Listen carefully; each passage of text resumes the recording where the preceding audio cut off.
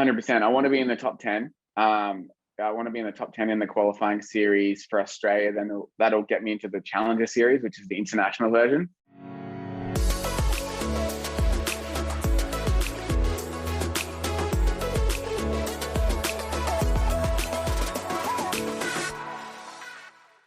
Absolutely. It's okay to be in the middle. Like, I love being in the middle. Like, if I don't know, I'll maybe try and work out, but I'm not going to be like, this is definitely right. It's like, I'm not going to argue a point with you. I'm not going to argue my point when I don't know what I'm talking about. So at least we can get educated though, because I think back to like the 60s and 70s, and I don't even know. I'm just coming up with numbers of older times, but when there wasn't like that much information, and then you could only trust without the internet. Like, how much smarter have we become? More aware. 100%. So I guess we're grateful in that regard as well. On today's episode, we have Ash Keillah, who is a half-blind professional surfer who's preparing for the Australian Open Surf Championships on September 25th. And alongside his wife, Stacey, was on 2019's My Kitchen Rules. Welcome to the show, Ash. How you going, guys? Very good. Very good. It's windy. Very windy. Very windy. What can you Same do? down here. My hair's usually straight. I've got a blow dry. Yeah. Windows closed. We're ready to go. I don't know if you know, but I was on Jaden's podcast as well, Catching the Mind, a few months ago. Awesome. I think you were on his somewhat recently as well. And Jaden's a legend. Yeah, he's a good friend of mine. After that podcast, I've sort of become good friends with him, and we've done a few runs together. And he told me about you, and that's how I then led to DMing you. Awesome. But you were rolling together. I met him doing jiu-jitsu down in Coolangatta. He came to an open mat at the club I train at. So met him down there. He was all fired up. Everyone had to settle him down a little bit at first, but I think he got it in the end. It's a funny thing. I've done a couple of jiu-jitsu courses, but classes, but nothing. But you just go for muscle. Like, it's so stupid, and you just get exhausted in 15 minutes. Yeah, and everyone starts like that. So I've only been doing it for about a year and a half. So the first month or so, I was in that exact same boat though. I was just like holding on for dear life, like, I'm just going to squeeze this guy's head till he gives up. And that never worked. Ever worked. So how long did it take to realize, okay, this is more of a chess game. It's more of a finesse way to go about this? Fairly quickly, because I was rolling with guys who were much better than me straight away. And I realized that even if I was stronger than them, they would just dominate me. So I was like, all right, I need to learn this technique properly, and I need to figure out how these guys do it, because I'm bigger than you. And if I've got the technique and I'm bigger, you're in trouble. So that's one of the weird things that I noticed is this, the guys way smaller than me were just destroying me. Just humiliating. I'm like, oh, it's humbling noticing. I didn't expect you to be able to fuck me up the way that you did. Like, how many of yous are out there that I don't know about? Not even that. Like, there's like unassuming women, like small women. I'm 6'2", I'm pretty big, and I've just been tied up, choked out so many times, especially at the new club I'm at in Coolangatta called Flow. Like, the level is just insane. So if you see someone even with a blue belt, you know that they're pretty much, they know what they're doing. Yeah, well, it's crazy. But so you've got an amazing story. And I sort of want to get into that. But it started because you were breaking up a bar fights. So that gets misconstrued a lot in the media, especially when I did the Channel 7 show. They like to play on that. I wasn't actually breaking up the fight. I was in between two people fighting. It was just wrong place, wrong time. Someone threw a glass. I was in between it. And I got hit with the glass. But yeah, so I'd like to say I was the full hero there, but that wasn't the case. I was just in the middle. So wow. So that took out your eye? Yeah, so not straight away. The whiskey glass went straight through my eye, and I had like 40 something stitches in my face. They sewed my eye back together, and my vision was down to about 8 to 10%. So they did a few different operations on it to try and save my eye, but my retina detached, which was stopping me surfing. I kind of had a dream to surf professionally then already, but it was keeping me out of the water. And the doctor said, how old were you? How old were you at this point? So it was about 10 years ago. So I would have been I think I was around 25, maybe 11 years ago. Yeah. So the doctor said, like, you can get back in the water. You'll get used to eventually having one eye.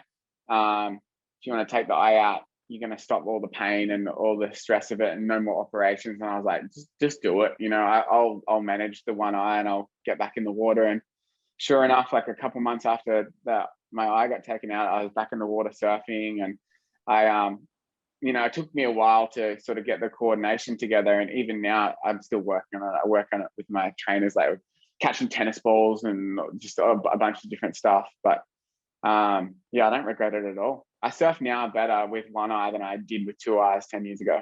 Wow. That's awesome. Yeah. Is that partly because of a newfound focus, or is that just 10 years of practice? A bit of both, I would say. I'd say I didn't want to let the injury be the reason I gave up on my dreams. So I definitely focused a lot, and not straight away. Like, it took me some time, obviously, and I even feel like it's only been the last year or two that I've really worked on my mental side of things to now go to that next level. But yeah, like I said, it's all good now. I'm excited, and I think I'm in a better position than ever to win some big heats and to, I guess, make a name for myself, not as a reality TV or influencer, as an athlete. I'm putting in a lot of effort as an athlete. How hard has it been trying to break out of that box? I mean, I guess the surf industry, they try and be sort of like a little bit cool, and I see that I was on a mainstream reality TV show, and it doesn't line up with a lot of brands who try and be like core and edgy. So it's been hard to lock into a proper like sponsor or anything like that. But since I'm doing like the influency sort of work, I get to pick and choose the brands I'm working with, and probably get paid more by working with a whole bunch of different brands rather than sort of locking into one brand who might, give me a small budget and then I'm stuck with them. So yeah, I mean, it's a good way to have freedom, but I would love to be with a core surf brand and be taken seriously as an athlete. 100%. So this mental side of things, what in your mental game or inner game has shifted over the past year? Yeah, well, for me, it was a huge confidence thing, and it was, I guess, it was a feeling like I wasn't meant to be there. I would get to these events, and maybe I hadn't trained 100%, or because I always had the dream to compete and to do well in surfing, but maybe my follow through wasn't completely there. So then I'd get into an event and my confidence would be down because I knew I hadn't put in the 100% the work. I was training and I was doing my best, but I could have done better at that moment, and that would always weigh on me. So then I'd get to an event and feel like, and no one would say anything to me, but in my head I'd be like, oh, these guys know I haven't put in enough effort. I shouldn't be here, and then I would just absolutely lock up and melt down when as soon as I put on the contest jersey. So what's changed for me now? One big thing is jiu-jitsu, because it's such a humbling and also in the moment experience where you have to think, you're getting a 120 kilo guy on top of you, putting all this pressure on you, and you got to figure out how to get out of it, or, to reverse that on them. So when I started doing jiu-jitsu, I realized that my mentality was changing, and I was just a little bit faster, a little bit more switched on. And because I wasn't going to compete with surfing, I'd kind of given that up. I thought, that dream's over. I just haven't got any results. I keep showing up half-assed. And but when I started doing jiu-jitsu and getting stronger and getting smarter, I was like, oh, like my dream's definitely not over. I never had this to help me with my mental focus.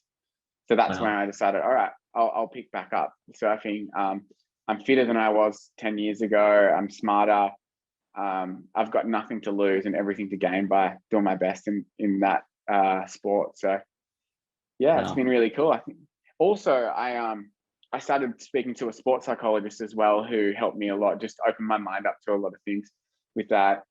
And I had found out that I have ADHD.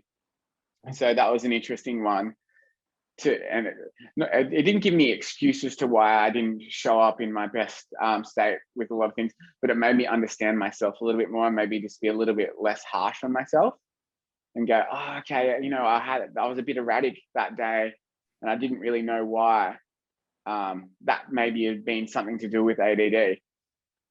So now when I have those feelings, I can kind of sit back and look at that and go, oh, wait, that's not normal. That's something something happening inside of me that I just hadn't learned to control. And now I get this like little bit of introspection where I can go, okay, let's catch that now. Let's work on that. Do I need to just go and do I need to meditate for 10 minutes, or do I need to just relax for a second, switch off rather than go 110% at everything I'm trying to do? Yeah, wow. If you're listening right now, we're giving away a $20 gift voucher to a place of your choosing to the first person to DM our Instagram at Outspoken Show, Ride the Wave. So yes, and come back to the program. DMs. Yeah, jump in the DMs, get them wet. So did the psychologist give you the techniques, or like tell you do something like jiu-jitsu or do like yoga to help you to focus and relax and keep yourself from doing it? Or was that something you found along the same time as talking to the psychologist? So I think naturally my head was running towards doing those kind of things. Like I started jiu-jitsu before I spoke to the sports psychologist, and it made so much sense when I was speaking to her. And she's like, of course you've gone into like a fighting sport where you need to focus all your energy. And of course you've started going from never training to doing 4 or 5 times a week. It's just like the way I kind of focus in on things. And it made a lot of sense to me as well, is if something grabs my interest, I'm 110% in straight away. So the sports psychologist was more along the lines of where I was feeling like I didn't belong there, and just being hard on myself before I'd even put the contest rashi on, or tying to my old bad results, feeling like the past is going to continually repeat itself, whereas I'm not the same person I was when I used to compete. So I think it's exciting times for me. That's really cool. Sounds like it, yeah. Because with the sports psychologist, is it also techniques and methodologies to stay present in the moment while you're out there competing, or did you sort of have that locked down when you're surfing? No, there's definitely some techniques. I think just some nasal breathing was a good one for me, just to bring myself into the moment. Some Wim Hof. Positive self-talk. Just a lot of just self-belief. I think that's where I was lacking for a long time, is I just didn't believe that my surfing was good enough to be there, but I wanted it so badly to be. So, and that came down to a bit of lack of preparation, but it also came down to just the confidence, the not having enough confidence in myself, because I'd be surfing outside of contests and getting all these compliments. Oh my God, you're surfing amazing. You're doing really well. And I'd feel good in myself surfing, and I'd be like, oh, like, is there something, where's my connection missing? Like, why am I surfing well? But as soon as I put on a contest rashi, I stiffen up and I sort of just panic. I got to the point where in some events I would show up and this is a weird one, but it felt like I couldn't feel my feet. And that's the most important, I guess one of the most important things. You want to feel that your feet on the board in the wax. And I felt like I had this full detachment. Like, yeah, it was an odd time. But having those moments made me not want to give up on it, made me want to figure out what's going on in my head and what can I do to better myself. And I guess surfing, especially competitive surfing, has given me that I've had a constant motivation to improve myself, which has been really cool. It's really good as well that you didn't, when the sports psychologist was saying that she thinks you've got ADHD, that you didn't use that as a cop-out or a reason as to, okay, well, this is why my surfing isn't the way I hoped it would be. And then take a step back, but you're like, interesting, explains a couple of things. And then moving forward with that, trying to use that knowledge to get better. Yeah, and again, like once I realized that, it was more of an exciting awakening moment for me, where I was like, okay, now, like, because there's a ton of benefits to having it as well. So I was like, where's the benefits? Where can I use that? Especially, like, I think there's a lot of top athletes who have it and a lot of creatives that have it. And So I was like, okay, cool. Let's line myself up with that kind of thing and figure out where I can focus it in, because it's such a powerful tool to be able to focus. Yeah. So once, I think they say with people with ADHD, if they like something, they're just all in, and I can feel that in myself 100%. So I'm like, all right, cool. So when I'm focusing in on surfing and competition in particular, I'm going through different contest footage. I'm stretching, I'm training jiu-jitsu, I'm running. I've just started lifting weights actually, which has been really fun. Just a bit more cross training. I realized that I had a little bit of a lower back issue, and listening to another podcast from some guys in Sydney called Bulletproof for BJJ. They're really focused on strength and conditioning, which is a awesome podcast, and it's changing my life actually. Wow, that's awesome. Is that in terms of physical performance, and has that been crossing over to surfing as well?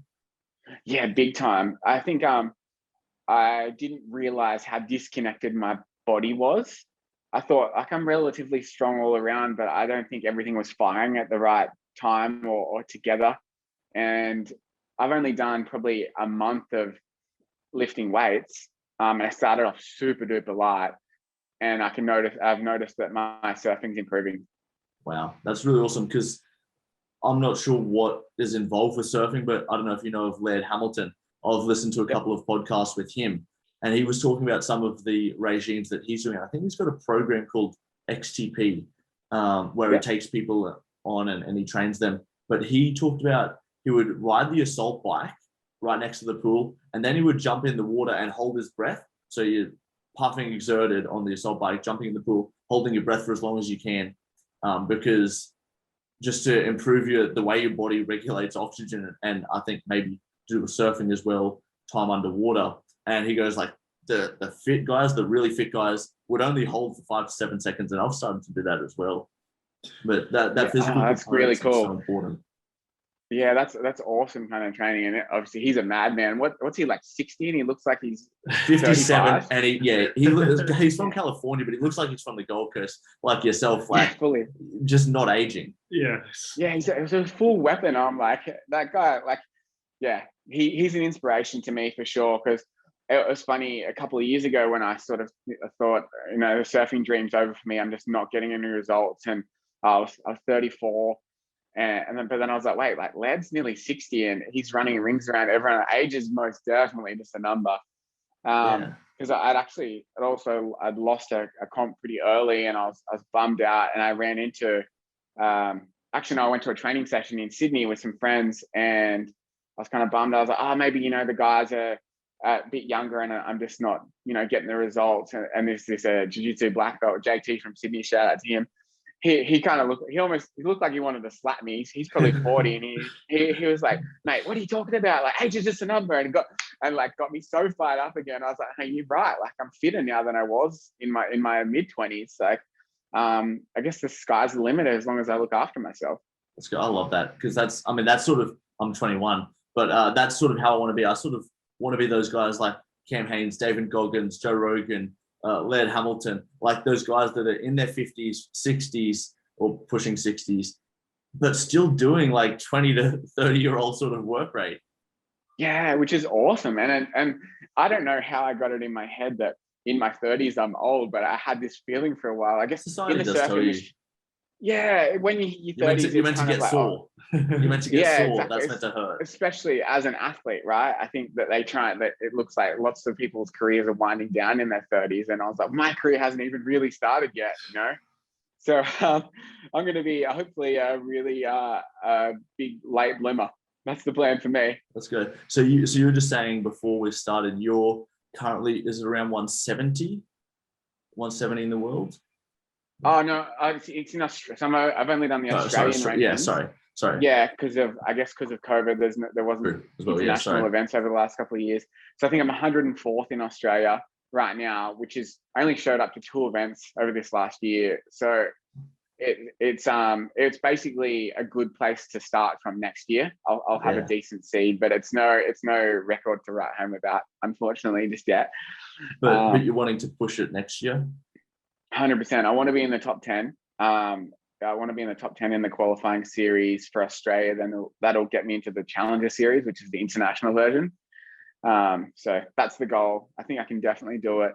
I see the talent is insane in that top 10, but I'm working really hard and I'll get there. That's awesome. How much, what's the career like for a surfer? Because you talk about everyone's typically so much younger, but then you've got people like the Laird Hamilton who's sticking around longer than the rest. Where do you see yourself going to? Like, hell, can you go to 45, 50 as a Yeah. surfer? Well, currently, I honestly feel like I'm 36 now, and I feel like I'm only getting better every week, all around. So I don't see a ceiling right now, and I probably wouldn't want to put an age limit on where I'm going to go, but I'm just going to keep pushing as hard as I can till my legs fall off, basically. Wow, that's awesome. Are there any changes in your training program that you've had to adjust just because of age, or you've just been kicking goals? I think I have to be a little smarter with the stretching and the recovery part of training. Something I never had to do, but also that could also be that I'm training harder now as well. You know, I'm training harder. I'm lifting weights. I'm doing jiu-jitsu. I'm doing strength and mobility, and I'm stretching. So it's probably a lot on anyone's body, regardless of age.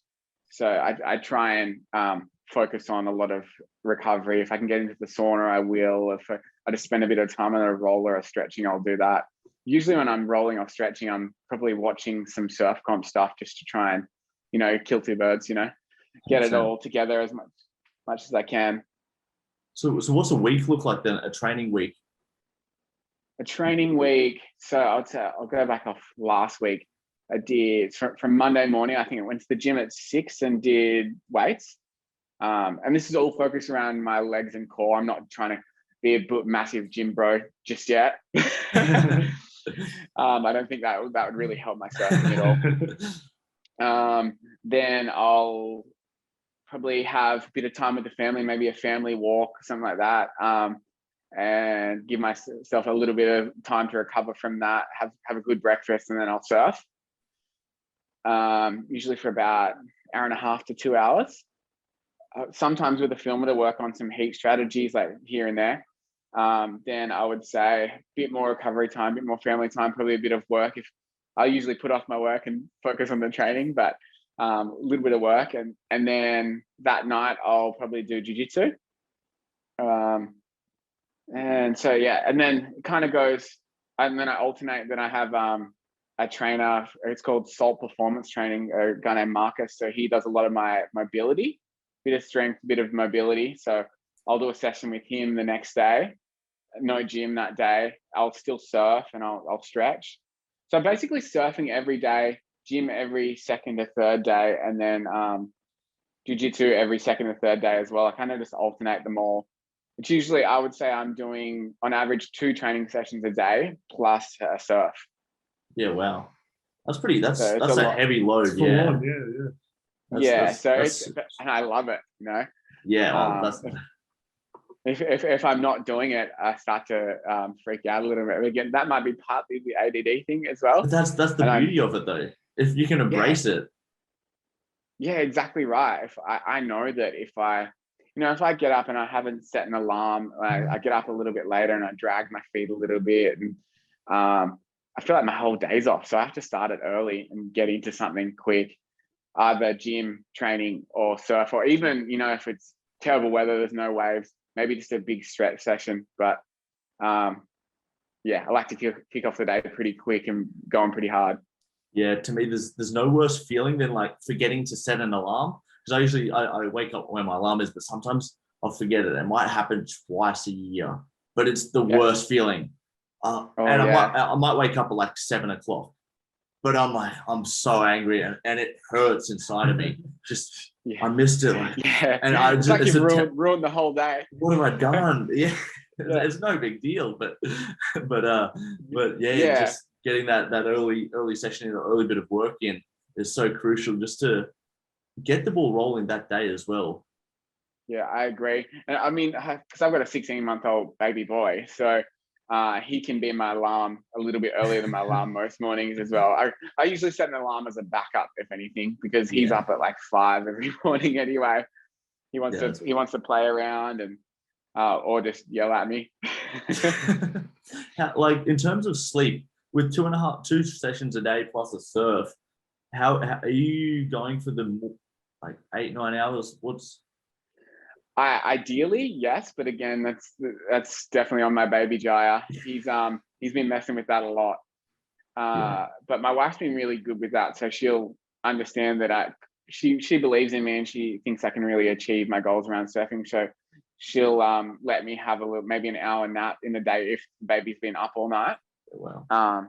We try and alternate with the naps and stuff like that, but she seems to just she's an energizer bunny. She just keeps going. Amazing. For me, I'm like, I've trained and surfed. I need to go to sleep.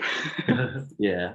If you're having a bad night's sleep or you just don't get enough hours, do you then, at what point do you go, okay, it's probably better, honestly, it's probably better to not go all out in one of the training sessions? Like, how do you manage that? Does that make sense? I probably worded that terribly. Yeah, of course. No. Yeah, I guess if I've had a bad night's sleep and I wake up flat, it depends how flat. Sometimes I'll just try and push through it and go hard. Or if I'm super flat, that might be the day that I wake up, instead of going to the gym or going straight for a surf, I'll have a long stretch. I'll try and I try not to drink too much coffee because I find that I get a big crash from it and a little bit anxious. As much as I'd like to lean on coffee, I'll drink it if I'm in that super flat zone, but I want to get that training session done. But yeah, try and tailor it a little bit. Some days I've rocked up to the surf and I've been flat and surf hasn't been that good, so I'll just go for a little light, like half-hour soft sand run. And like I still feel like I've achieved something and I've got the body moving and I'm not going to be, any sorer for doing that. Yeah. One of the things that I've noticed as well, and sort of I guess comes back to, if you've got ADHD and you find something you're passionate about, you become obsessive. Like Michael Jordan had no balance in his life. That's one of the things that sort of I remind myself with, is like, in a way, there's not too much health. Like there's no healthy balance associated with like that level of aspiration and greatness. And I guess good and bad comes from it. But I don't know, for some reason that sticks in my mind. Yeah, I think about that a lot myself as well, obviously, because having a young family, I don't want to be neglecting my family for my goals. But at the same time, if I don't put in the effort and the focus on my goals, I'll never get there, because there is another 1,000 hungry people who want to be in that, top 10 position. So I try really hard to find that balance with that. That's why I said, if I get up early and I have a training session, I'll try and put some family time in straight after that when I'm sort of recovering at the same time. I'll go for a little light walk and go to the beach and try and find that balance. It's not easy though. 100%. Yeah, but yeah, obviously I don't want my career to take off and then my family life to fall apart either. So I do my best to balance it all. Yeah, that's a tricky thing. And are you supplementing anything at all? Do you take many supplements to help with your nutrition? Yeah, so I'll take, especially now, I used to be sort of anti-carbs, and I don't even really know why. I think it was just, I probably watched too many YouTube things on diets and all that sort of stuff. But I realized when I sort of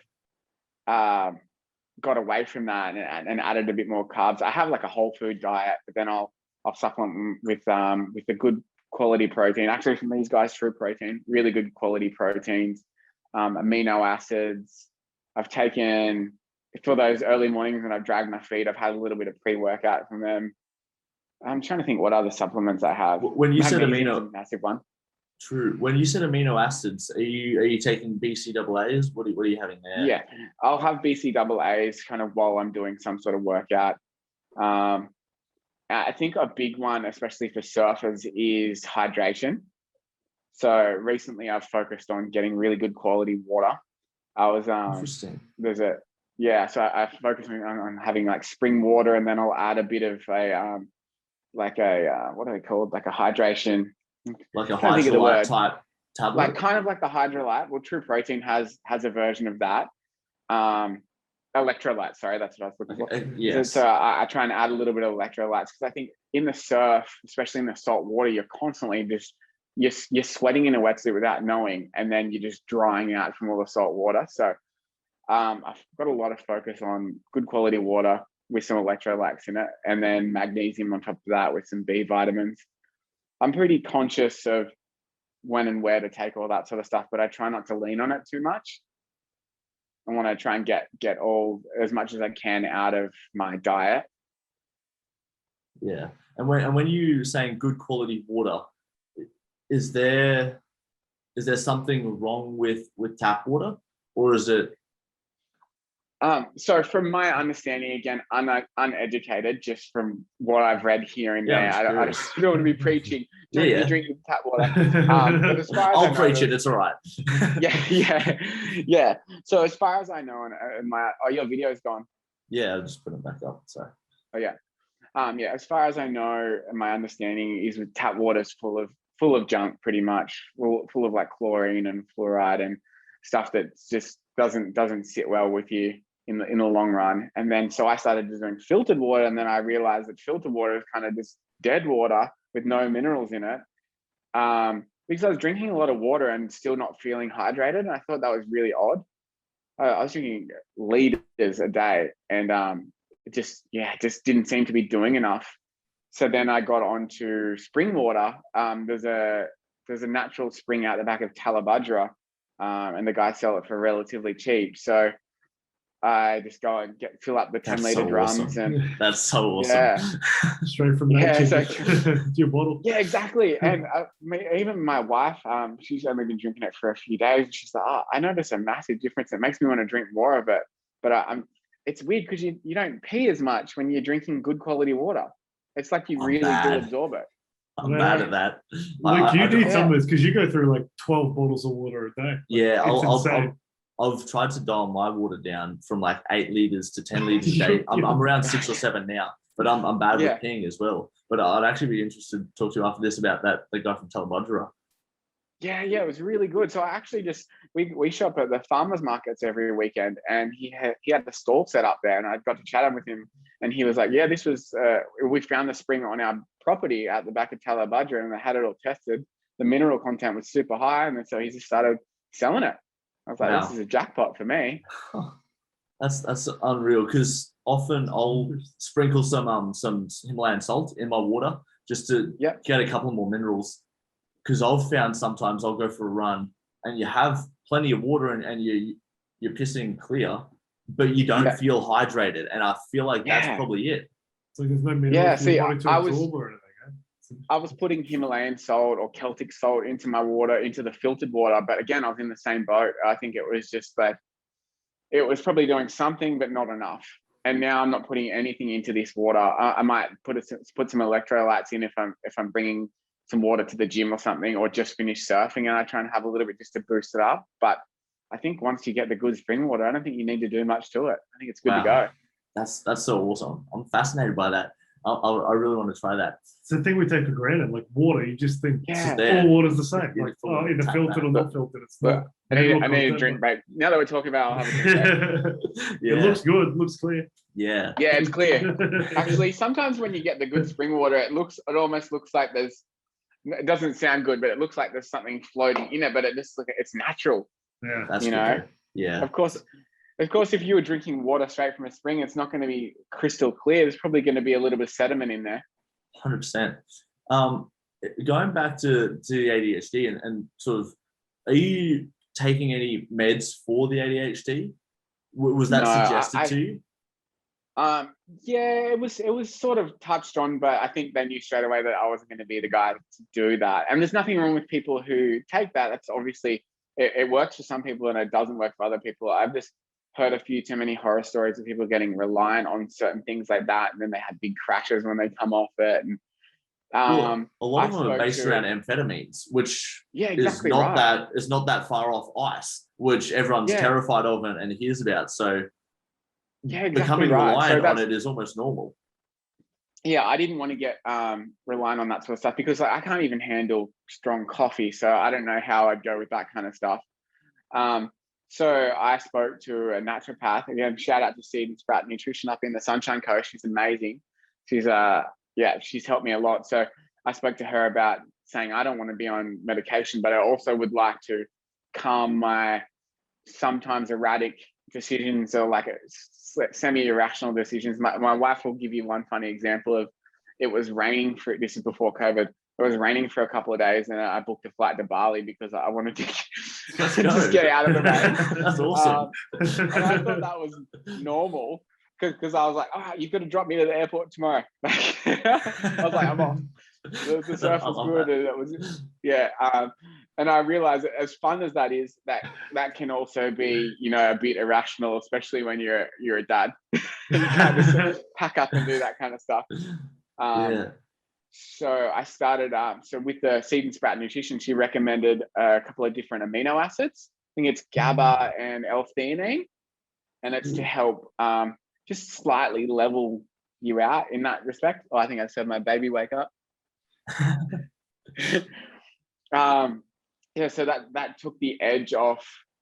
Just maybe it maybe gave me half a second buffer in between my real psyched up irrational stuff and just realizing that's what was going on.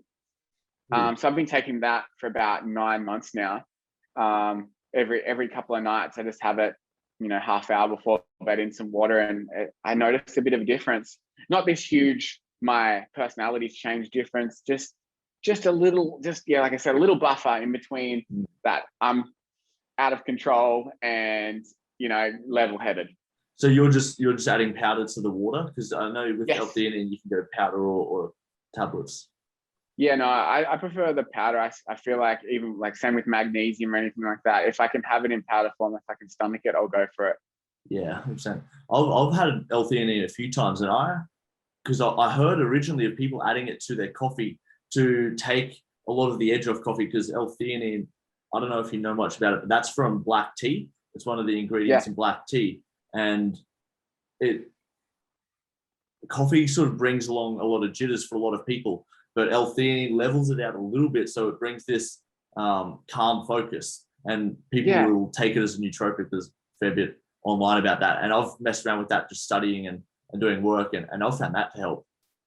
Yeah, so I guess it's the same principle, is that maybe I'm humming a little bit higher than a lot of people say. Maybe that's why coffee gets me like going so far, is because I'm already at that level, so to have the L-theanine sort of just takes the edge off, like it would for someone who's drinking a coffee and trying to take the edge off. So it's been good. And then GABA, which helps with your sleep as well. And I haven't even done a huge amount of research on that. I got a lot of trust in the nutritionist up in the Sunshine Coast. So I just went, all right, if you think it's going to work, let's go for it. Yeah, but you're taking them straight. They're not like a product with other things in it. Just straight. Okay, I just mix the two together in a little half teaspoon each. Actually, it's funny now. My wife will notice if I haven't taken it for a couple of days. Really? She goes, yeah. She just says that I'm just that little bit more psyched up, but in a little bit maybe that spontaneous, slightly crazy side comes back. Interesting. So she's like, oh, have you taken it lately? I'm like, oh no, you're right, I haven't. Like, I can say maybe it's like she can kind of notice if I'm overthinking things or something like that. That's usually a giveaway. True. So that's sort of one of the main. I don't like to use the word symptoms, because I don't think it should be looked in that regard. But you tend to overthink things. Is that one of the? Yeah, I think you just get. I think you can just get down a rabbit hole, just like the same way you can focus on something really well. I think you can get down a rabbit hole of overthinking things. So that can be a little bit of a giveaway for me. And it's not necessarily been a bad thing my whole life, but it has, it can stop you moving. You can be like, all right, now I'm focused way too much on this when I should be out, surfing or training or doing something else productive. Definitely, yeah. And I just wanted to touch on the My Kitchen rules as well, because I mean that's super interesting, and just talk me through a little bit on how you ended up on the show and then the behind the scenes there. Yeah, so I ended up on My Kitchen Rules just from, I got a message on Instagram, funny enough. So they must have had a hole in the casting. They needed maybe a younger couple, or maybe they saw the eye patch and thought that could be a good story. They messaged me and said that they're in the last stage of casting. Would I be interested in, would me and my fiance at the time, now wife, would be interested in trying out for it. And I, again, this might be a little ADD decision, but on the spot, without even speaking to my wife, I was like, yeah, we'll do it. No worries. Not knowing that a film crew was going to show up at our house a couple of days later, like a full-on film crew to film like a mini pilot for us. And we're not amazing cooks. We would just cook stuff for each other, and some of it would turn out all right. And I think we put a bit on Instagram every now and then, so maybe that's where they got the idea from for us. But yeah, so the turnaround was really tight because the show was pretty much about to kick off, and I think within a couple of weeks we were filming the show. Oh wow! And yeah, how's it work? Are you away? Does that take away from time surfing and time working, or is it? So we were away. I think for about 3 months. So it's a big time commitment. Is it your house that you go to, or is it one of the houses on set? So they filmed at our house. Okay, Some people would rent houses because maybe their house would be too small to have the film crew in, because there was like 100 people there for each show. Jesus. But we had a pretty decent backyard at the time, and so they set up like a mini restaurant in our backyard, and then still filmed in our kitchen. Wow. Yeah, that was cool though. Yeah, it was because we were living in a little town at the back of Byron Bay called Bangalore, and it was big news in Bangalore because it's big news in Bangalore because Bangalore is one street, so there's not much going on, but pretty much shut off the street with the whole crew. So wow. But it was a fun experience. I think doing that actually really taught us how to cook properly. We learned so much along there. So going on the show, we pulled out that skill, which now we can cook some pretty amazing meals at home, which is cool. That's awesome. Does that get taught to you by Manu or Pete, or is that something, I guess, like you're almost forced to pick up by like being in a competitive environment? Yeah, it was a lot of that. So we started, like, as we were on the show, when we had any downtime, we were like YouTubing different cooks, different chefs, different techniques. So it was more like, like crunching all in within a few months. We had to learn how to do everything, Wow. Home cooking is really different to cooking in a competitive show, especially when you do some of the challenges where you're cooking for an audience or you're cooking for, a team or something like that. So yeah, it was cool. It was a good experience. That's awesome. And what was the dynamic like with the other couples or the other competitors? Are they trying to have you at each other's necks? And how real is it? How real is it? Actually real drama? Or I get this question all the time. And it's funny because I think people think it's fake. The fact is, they just put a whole bunch of crazy people in a room together and they make a show. It's not fake. Well, I mean, I'm sure there's other shows that are fully set up, but this one in particular was just big characters. A lot of them were drinking wine during the show, so they'd get a little tipsy and then things would just fly. So me and my wife, we weren't drinking on the show. We're like, we don't want to end up being those people who say some stupid stuff on TV. So we're like, we'll leave the cheap wine to the rest of them. And yeah, so yeah, it was pretty full on. It was a surprise that people were like they were. Like there was a team, what was their name? Josh and Austin. I think they were like American religious boys, and I thought it was fake even when I started speaking to them, but these guys were just legit dicks. Like they were actual dicks. Like they were so rude to everyone. They were rude to the staff. They were rude to anyone they could be. It was like there was a few moments where I was like, oh, I don't know, this is gonna get like off camera, it's gonna get a little bit too heated. Oh wait, here's the wife and the baby. They're just going out for their walk. Hey, he going? Wait, might have to drop him in. Oh, perfect. We got another guest. Yeah, he was. He came out after My Kitchen Rules too. We didn't have one of him. Oh, good. You want to say hi? This is the full Hey, family. guys, Stacey. Hello. How are ya? How you going? This Off is to the beach. wife who has to deal with all my ADD and training and surfing and Oh, it's doing a great job. yeah. All right. Well, I'll let you guys go for a walk. All right. See you soon. Bye. So yeah, they were just bad people. Yeah, actual though, and like Good casting. I was Yeah. because even off camera they were just absolute dicks, you know. Like Wow. I you know, I'd grown up in a surfing world where especially the 90s sort of version of surfing was like, if you're a dick, you get punched in the mouth. And like, I was just like, these guys, no one has pulled them up their whole life. They're way too overconfident to be like sort of just assholes to everyone. I was like, Wow. oh man, I didn't want it to be me. I'm glad it didn't come to that point. But yeah, I was glad to see the back of those guys. That's for sure. I wonder at what point are like producers planning people as well to spark something. Oh, they're just, I mean, they're just But- casting. They're just picking like Yeah. these guys are assholes. Yeah. Let's get them on. Yeah, exactly. Wow. These guys in particular thought that they were going to be like superstar celebrities from going on that show. You know, I think it got in their head that they were like the next big thing. And not to be bitchy, but I don't think anyone seen them since. So Happens, it's karma. yeah, exactly Good people right. get rewarded, yeah. But there was also some good people on there, especially in our casting. There was a brother and sister couple from West Oz, Blake and Amanda, and we're still in contact with those guys. They're legends. So we made friends with them. They're still cooking and doing I think Blake's even doing a show on channels.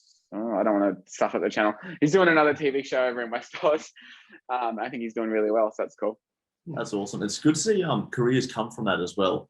It's almost like an incubator.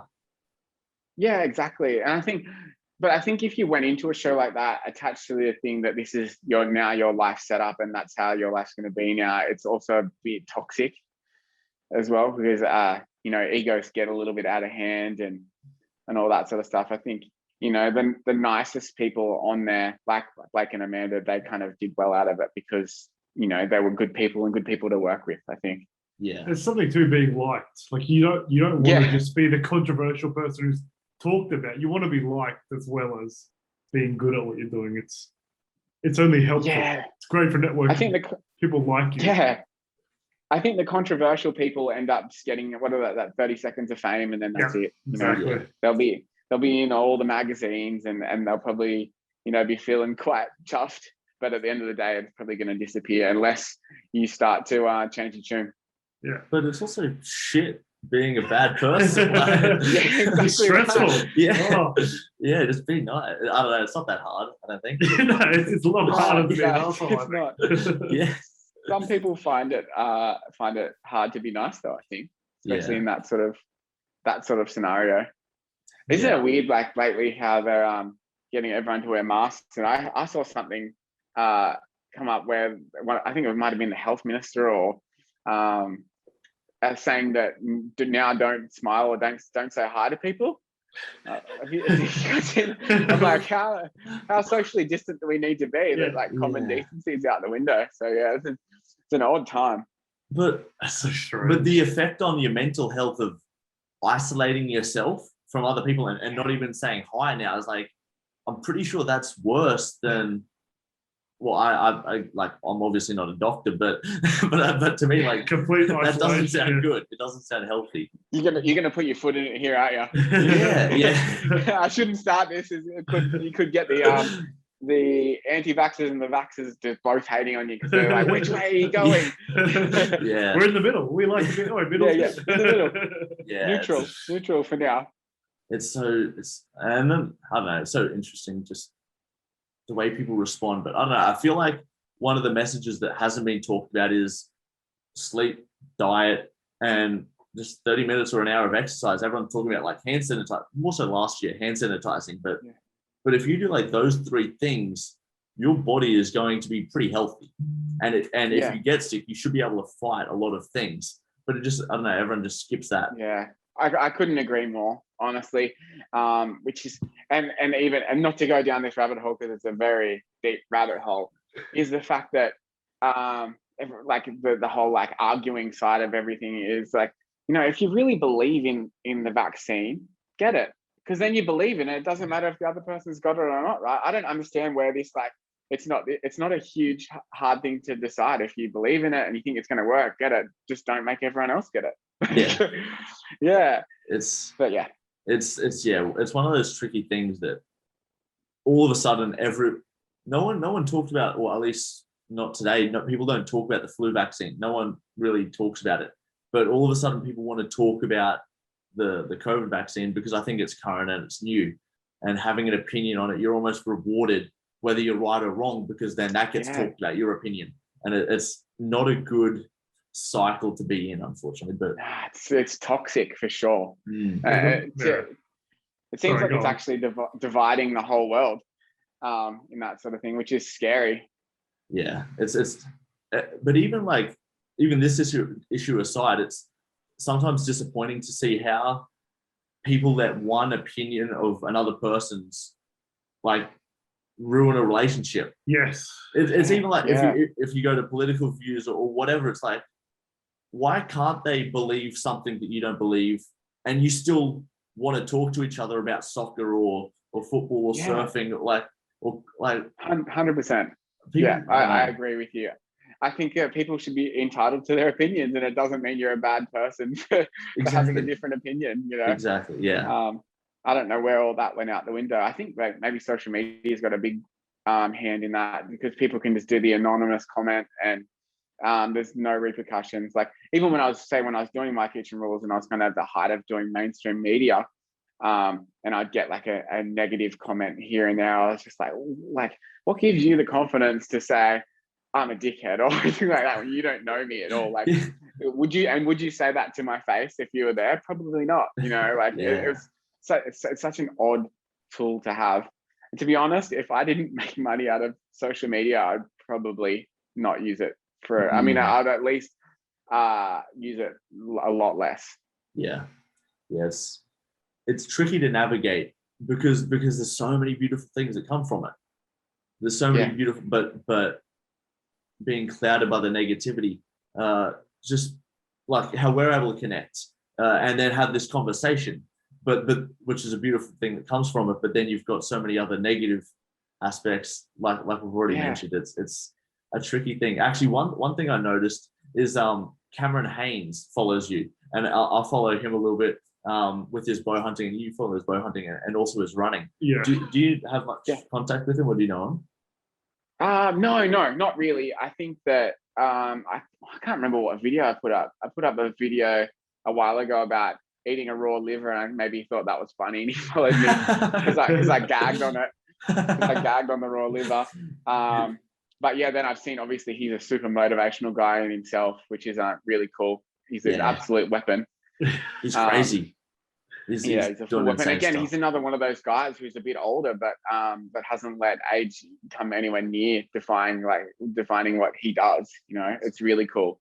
Yeah. So yeah, any of that, and that's, like you said, that's the good part of social media, is you do get to connect with people like that. And for me, I try and tailor like who I follow and what I consume with social media to be a lot, especially now around motivation, around, for me, a lot of athletic motivation, or just well-being and stuff like that. There's a good one called the Mulligan Brothers.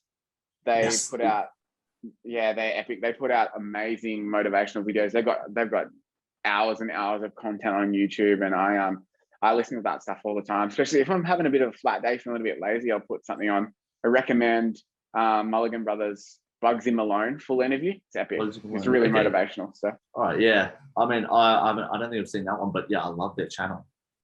Yeah, it's awesome. Yeah, it's something that'd actually be a dream of mine to be, down the track, hopefully get some success in surfing there, and then get to film a video with those guys. That'd be epic. That would be cool. Yeah. Well, I hope it happens. I'll see what I can do. That's it. Yeah. Well, it's been so awesome chatting to you, Ash. Where can people find you? Where can they follow your journey?